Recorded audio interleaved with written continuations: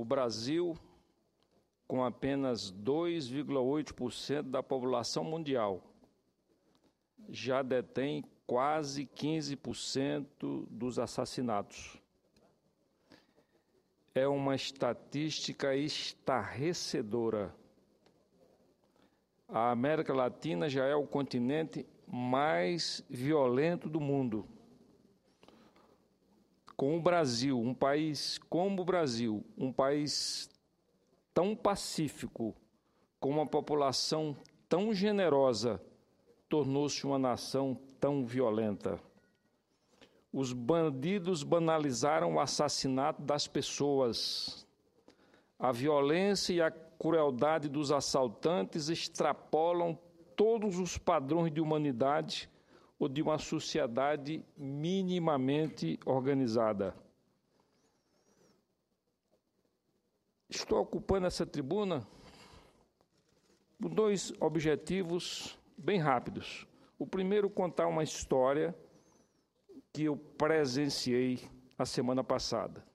No deslocamento aéreo de João Pessoa a Brasília, estava ao meu lado um cidadão de aproximadamente 50 anos, acompanhado de sua esposa, mas esse cidadão estava paraplégico. Ele entrou no avião em cadeira de rodas e então eu puxei conversa e ele me contou a sua história. Ele é um pequeno comerciante do bairro da Mangabeira, um homem de origem humilde que esforçou-se, trabalhou para criar sua família e, com essa idade, conseguiu se tornar um comerciante, pequeno comerciante, mas um comerciante respeitado no bairro da Mangabeira e na cidade de João Pessoa. Ele disse que entrou um assaltante com uma arma na mão e ele entregou ao assaltante tudo aquilo que o mesmo exigiu: dinheiro, mercadorias, produtos eletrônicos. E, ao se despedir, o assaltante desferiu um tiro no comerciante e ele ficou paraplégico. Ele revoltado porque até o momento esse assaltante não foi preso, não foi punido e não aconteceu nada. E a revolta dele maior porque ele atendeu a todas as exigências daquele assaltante cruel, que foi ali não só para roubar, mas também para matar. Essa é uma história muito triste. Verifiquei também, assistindo os noticiários da televisão brasileira, um fato que aconteceu no Rio de Janeiro. Um médico, passeando em sua bicicleta na Lagoa Rodrigo de Freitas, foi assassinado com uma faca, desnecessariamente, porque ele se propôs a entregar a bicicleta ao meliante. Mas o meliante, o bandido, o assaltante, resolveu matar aquele médico que dedicou a sua vida, que estudou e que era um benfeitor da sociedade brasileira com a sua profissão tão meritória. Senhor presidente, eu apresentei aqui no Senado Federal um projeto de lei de número 320 de 2015, tipifica o porte de arma branca. Diz o seguinte: o Congresso Nacional decreta, artigo 1º, esta lei tipifica o porte de artefato perfurante, cortante ou contundente com vistas à prática de crime. Artigo 2º, constitui crime punível com detenção de 1 a 3 anos e multa o porte de artefato perfurante, cortante ou contundente com a finalidade de praticar crime. Parágrafo único. É lícito o porte de artefato perfurante, cortante ou contundente para emprego em ofício, arte ou atividade para a qual foi fabricado. Artigo 3º. Esta lei entra em vigor na data da sua publicação. Artigo 4º. Fica revogado o artigo 19 do Decreto-Lei nº 3.688, de 3 de outubro de 1941. 1941. Veja como o Brasil está atrasado nas leis que poderiam melhorar a segurança do povo brasileiro. Tem a seguinte justificativa, senhor presidente, senhores senadores.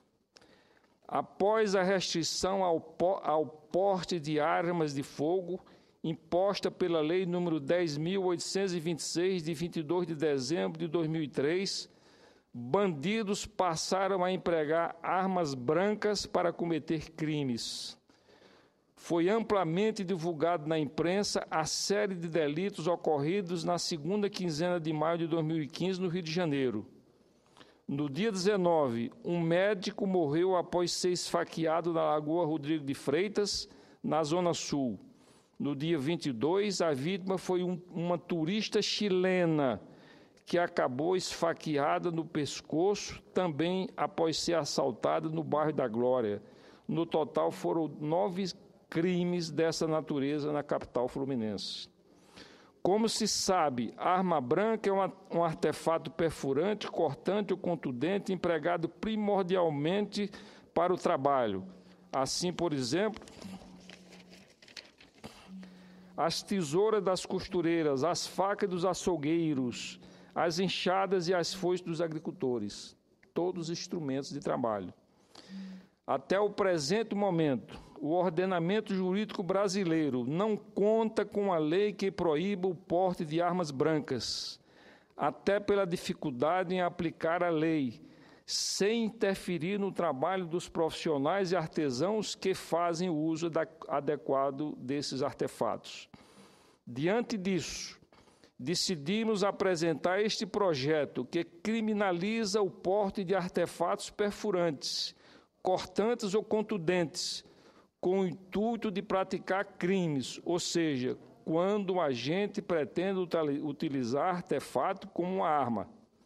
Esperamos, com isso, aperfeiçoar a legislação penal e evitar a ocorrência de crimes com o uso de arma branca. Todo esse legítimo objetivo, por principal instrumento, esperamos conquistar o apoio dos nobres pares para a aprovação desse projeto de lei. Foi o projeto que apresentei, que já está na Comissão de Constituição e Justiça. E apenas para terminar, porque precisamos ouvir o líder José Agripino e o senador Donizete, queria apenas considerar o seguinte: o Brasil é um país que detém uma das maiores biodiversidades do mundo. É um país de um povo maravilhoso. E por que não conseguimos ter uma indústria de turismo à altura da grandeza do nosso país? Eu perguntei isso outro dia à minha cozinheira. E ela disse: é por causa da violência.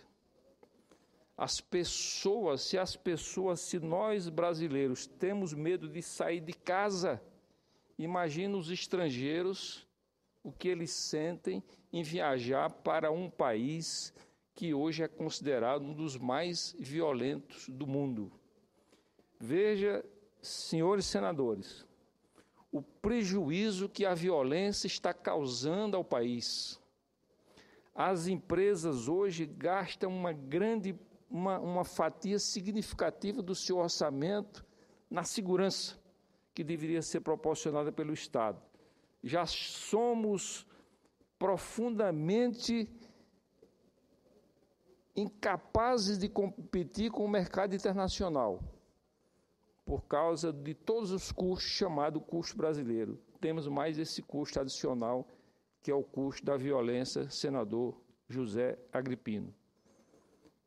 Quando assisti à Copa do Mundo pela televisão, que foi feita conjuntamente pelo Japão e pela Coreia do Sul, O primeiro jogo do Brasil foi numa cidade coreana com 1 milhão de habitantes. E a estatística daquela cidade coreana é que a média de assassinatos por ano era de 1 pessoa por ano. 1 pessoa por ano. Considerando a média nacional daquela época. Se fosse uma cidade brasileira, não a mais violenta, mas a cidade que acompanhasse a média dos assassinatos, nós teríamos aproximadamente 320 assassinatos por ano contra 1 daquela cidade coreana. Mesmo assim, com esse exemplo, o Brasil não se dispôs a parar um pouco para analisar, para pesquisar, para saber a razão de tão baixa incidência de assassinato naquele país.